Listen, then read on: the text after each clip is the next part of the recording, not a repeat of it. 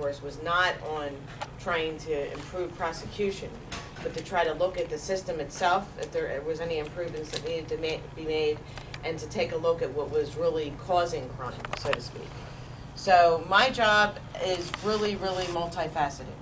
I concentrate a lot on youth projects, and the fact that our educational system has a lot to be desired, to say the least. So a lot of times what I'm doing is I'm either working on programs that are supplementing the academics that are insufficient in the school system here, or I am working on other vocational or spiritual things that need to be done to try to fill some of the gaps that exist in the city. One of the programs that we have is a curfew initiative, which Sean has also worked on. What we found years ago is we actually had an open forum here at Rutgers, and we invited anybody in the city to come. And we just gave them the mic and said to them, tell us what's wrong with the city. And this was about, I guess, about 6 years ago. And almost everybody that came up to the podium said the same exact thing, that we have a lot of young people in the city, that they're not engaged in the way they need to be, that they need more constructive things to do, that the school system is failing them, that their families have more or less sometimes also failed them, and that we needed to do something. So I thought, well, we're a law enforcement agency. What can we do to improve that? So I figured maybe what we could do is, instead of picking a kid up for a curfew violation and taking them to the police station or fining his parents, which ultimately doesn't end up doing much of anything. They're usually given a court appearance. They don't always show up. If they do show up, the fine is somewhere, between $50 to $200, and it doesn't mean a whole lot. So instead of doing that, we actually brought the child in and started to talk to them. What's going on in your life? Are you going to school? Are you engaged in extracurricular activities? Is there something that you want to be doing and you can't do for whatever reason? You want to play basketball, you want to run for student government, and you don't feel like you can win. Is there something that we can do? Do you need a mentor?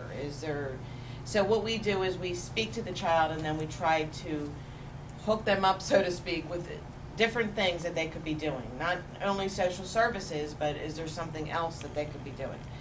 And one of the things that we do is we require the parent to come in, because we believe in really heightening the accountability of everybody. So we have the parent come in, we have the same conversation with them. It's dangerous to be outside late at night. We don't want to arrest your child, but instead we want to try to nip this in the bud, so to speak, before it gets worse.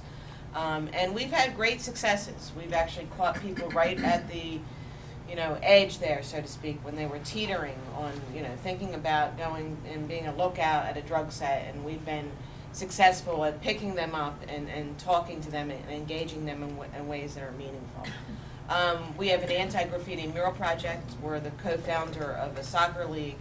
And like Sean was saying, a lot of my time right now is the facilitation of district council collaborative boards.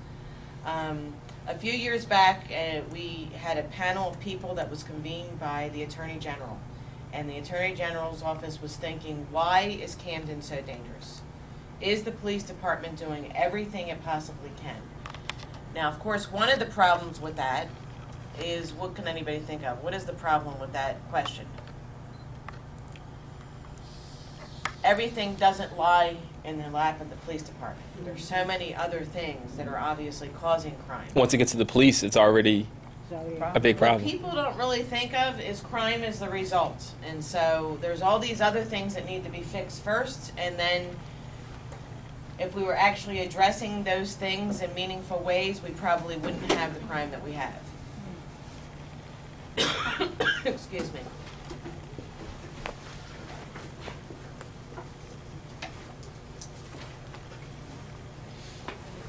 You want to take a pause? Well, I didn't want everybody to. Yeah. We were just talking about the causes of crime and whether or not it should lie on the lap of law enforcement. So what we came up with this group of individuals that were policing experts from all over the world, as a matter of fact, is that we really needed to create some kind of a forum where the police department could sit down with the community, and the community meaning not just residents, but the community meaning universities, hospitals, faith-based organizations, businesses, anybody that has an investment in the improvement of the city. So what could we do? We could sit with them on a regular basis along with other departments in city government and talk about what's going on.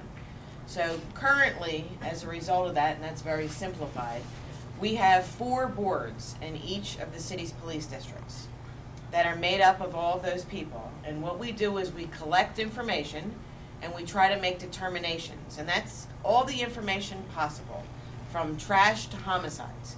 And we take a look at it. We actually have a website where you can go onto our website. It's camdendccb.org. And you can go on and submit any issue that you want to. And we take a look at it because any issue that you submit is actually mapped. So we have a picture of it. Any issue you submit is automatically sent to the agency that's responsible for addressing it. So most recently, one of the examples I can give you is we had a drug set in the city of Camden. And so people were anonymously submitting information, because it's all anonymous, onto our website. It's automatically emailed as soon as it's submitted to the chief of police, his command staff, people in the prosecutor's office, people in the state police, people in federal agencies. And they're able to go out and actually go to the drug set and break it up and do whatever it is required to do to eradicate the problem. But what we do as a group is we take a look at all of those things, and is there anything that we can be doing to actually rectify the problem? And one of the things, and Sean sort of touched on this, one of the real missions of the boards is actually for everybody to roll up their sleeves and to collaborate, and that's why the word collaboration is in the title, together to try to find a solution. So the idea is that we all have some responsibility here. Before we had boards, I would often go into meetings and I would see people coming that were in charge of doing whatever it was, whether it was to clean up the trash, to break up the drug set, to stop the next homicide, and they would write down on their pads and they would, maybe come back and tell you what the results are, maybe not. The community often would sit there and just point to the officials that came into the room and say to them, well, what are you doing about this? What I found is that each one of us has some kind of a responsibility. If we're a community member, we have a civic responsibility. If we're a parent, we have a responsibility. We have a responsibility to each other as community members. So first and foremost, we change that finger pointing. And secondly, we concentrate on solutions. Because identifying the problems, not that we don't, we know what they are for the most part, going over it and over it again, is not something that we spend an inordinate amount of time on. We do collect data. I have a question, just because I wanted your comments to be under 10 minutes so I can put it on YouTube. Okay. And I'm almost at 8. So just a quick question. I'm going to turn the video camera off. Why did you become a lawyer? I became a lawyer because I love to advocate for people. And are you confident that you made the right decision? I'm confident I made the right decision. The only thing I would say is, for me personally, that I felt that litigating or being an attorney and doing it on a case-by-case basis, I didn't feel like I could have the same impact that I could doing what I do right now.